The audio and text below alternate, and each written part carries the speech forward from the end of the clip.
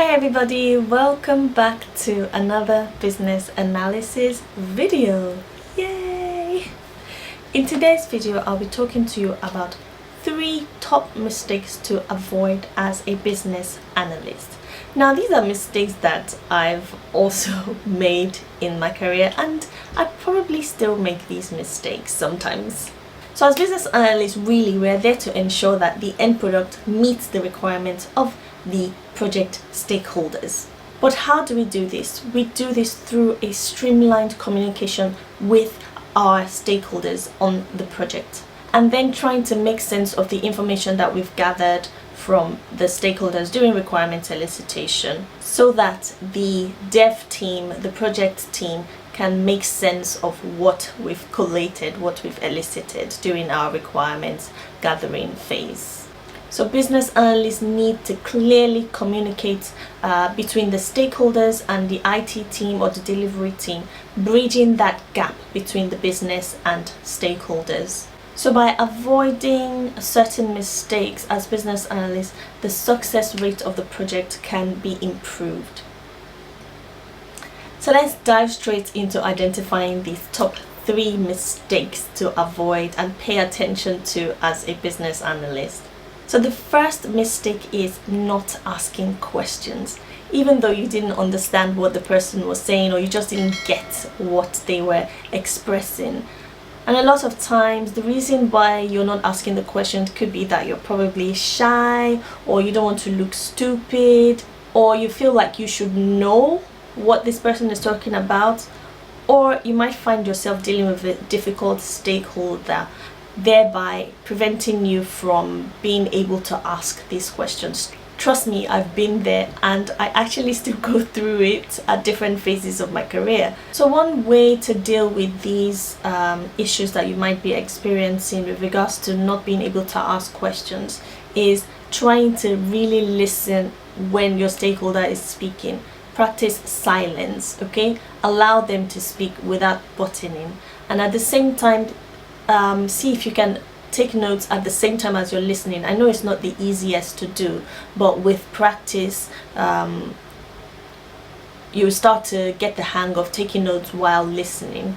However, while taking notes, you might also miss some things that they're speaking, so be aware of that. Another way to manage this is to ask them. I know you might be shy, but try to ask them to rephrase what they've just said, okay? If you didn't get what they were saying, it's okay to pause them and say, do you mind rephrasing that, or do you mind repeating what you've just said?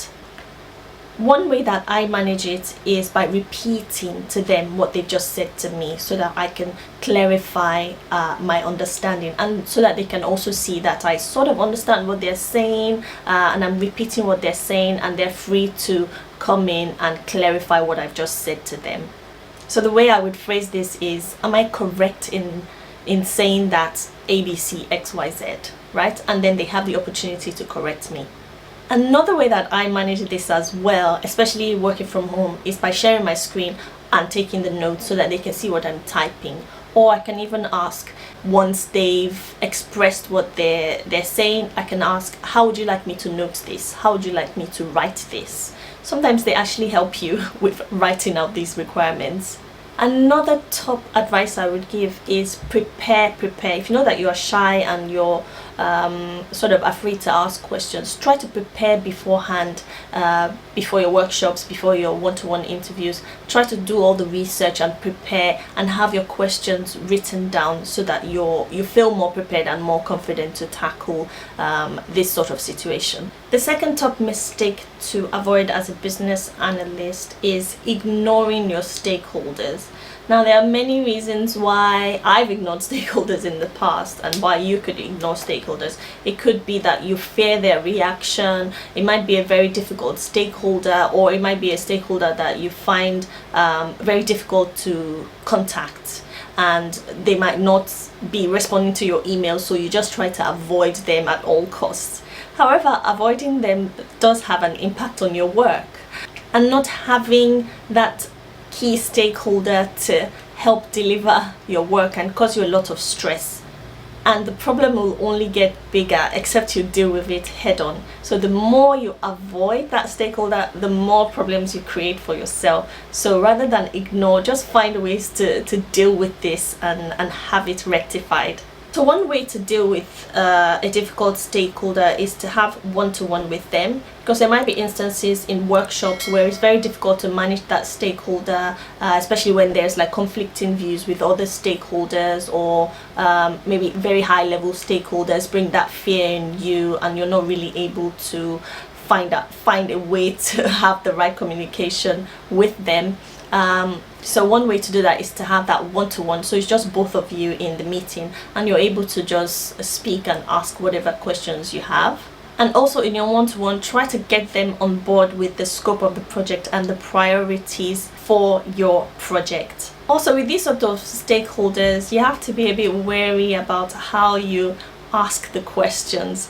In the first mistake, I talked about having that fear of asking questions, so you'll be more wary about asking them questions.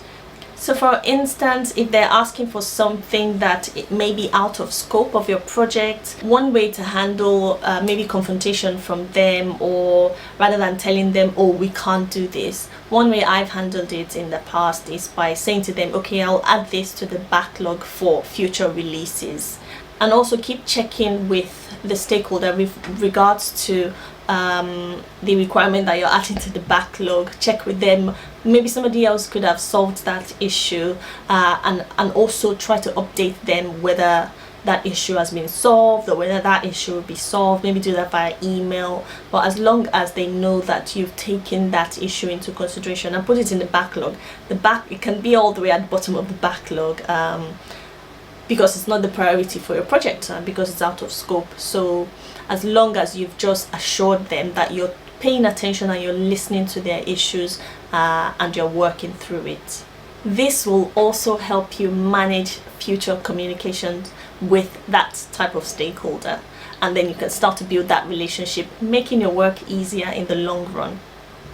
Now, for the other instance of a stakeholder that is difficult to get in touch with, to keep in contact with, or the stakeholder that doesn't reply your emails or doesn't show up to meetings, another way to handle it too is trying to arrange one-to-one meetings. This stakeholder might be overwhelmed with work or very busy and doesn't really understand the priorities of your project and the impact it will have on them or their work. So one way I've handled it is to send an email so that we have traceability that you've updated them about the priorities and the scope or the impact it would have on their work. And then with this type of stakeholder, maybe set 15 minutes meeting as opposed to half an hour or 1 hour meetings, because they're very busy.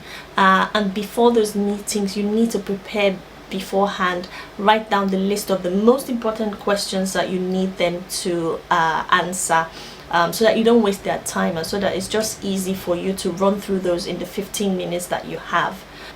And at the same time, if you need more time, you can also let them know, make them aware that you need another 15 minutes, and try not to overstay your time in the meetings. Now, the third mistake that business analysts make is making assumptions. Now, generally, we all make assumptions, especially when we don't have any facts. It's easier to just go with the assumptions, and then we carry on until something breaks in the project. So one way to avoid this mistake is by documenting your assumptions, allocating them to the owner of the risks. So identifying the risks of these assumptions, identifying who the owners are, so that the information will be easily available to them, thereby helping them to resolve those issues. Another way to avoid this mistake as well is practicing better requirements elicitation techniques. Again, it comes to listening, identifying your stakeholders, and documenting, asking questions. So if you have all these down, you will avoid making this mistake of assumptions. Again, digging deeper, keeping silent when the stakeholder is speaking, and repeating what they've said to you. So to finish off, remember, making mistakes is not all bad. We make mistakes, we learn, and we grow from them. And we're able to apply better skills in our role, generally, not just as business analysts. And making mistakes, learning, and growing will lead you to becoming the expert in your field. I hope you've enjoyed today's content as much as I have. Don't forget to like, subscribe, and share this content. You never know who it might help. As always, I'll see you in my next one. Peace.